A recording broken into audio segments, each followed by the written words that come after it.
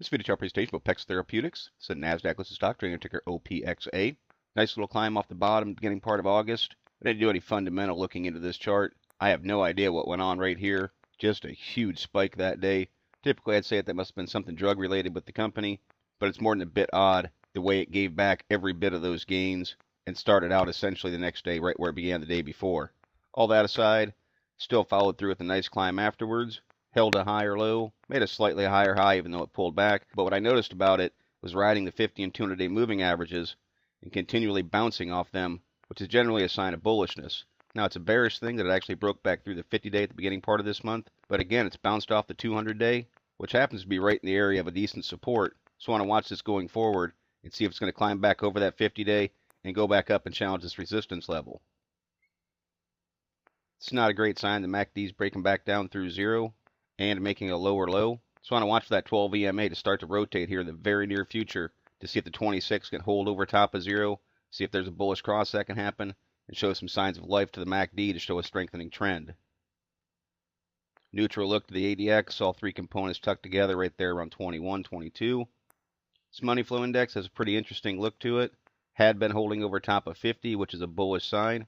714 recently broke through, but now they're curling back upward. At this point, it looks like all three components will be back in the upper half of that indicator in the near term. Pretty much a flatlined accumulation distribution over the last few months. Buying and selling pressure is somewhat equal, although the Chaikin money flow being in the red says that selling pressure over 20-period intervals is outweighing buying pressure slightly. CCI making a little bit of a rotation here, trying to break back up through negative 100. At the same time, the full stow is curling from oversold territory. Full stow being down here tells me that there's no bullish momentum in the play, but the rotation combined with the CCI rotating are again very early on signs of a potential shift back towards some bullishness. The TRIX is a lag indicator, read it pretty similar to the MACD, looking for it to try and hold over top of zero, so that in the bigger picture it continues to hold an uptrend and break the shorter term downtrend. RSI 7 breaking back up from oversold territory, 14 and 21 still puttering right there around 50. As we mentioned in a lot of videos, it's pretty important for those red and gold lines, the 14 and 21 RSIs, to hold over top of 50 to show the bullish momentum is being sustained in the play. Because you can see what happens when they break back down through 50. You see the price per share continuing to slide. So it's important for them to move their way back above 50. And if that happens, bullish momentum's building, and it'll lend to the idea that the 200-day moving average is going to be held. Now on that point, that's where I'm going to be looking for support to continue to hold from a dynamic perspective.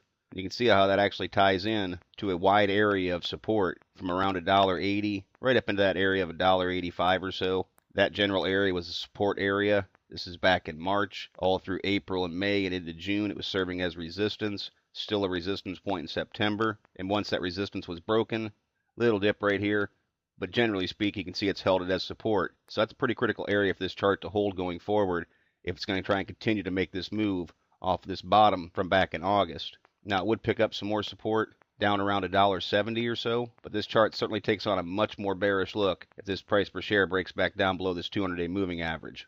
So for the intents and purposes of heading into this weekend and into next week, I'd really look for this $1.87 mark and certainly above this $1.80 the 200-day moving average is at right now to be a key level of support. Now to the upside, a little bit of resistance going to come in play around 220, but I don't see it getting much heavier until up around $2.40. Now closing Thursday at $1.91, that's a pretty substantial upside. And if it can break through that level, I'd be looking for the general pattern of higher highs and higher lows to continue to firm this chart up as moving into a longer term bullish uptrend. So those are the type of things that I'll be looking for in the OPXA chart. But as always, merely my interpretation. Thank you for watching. Trade smart.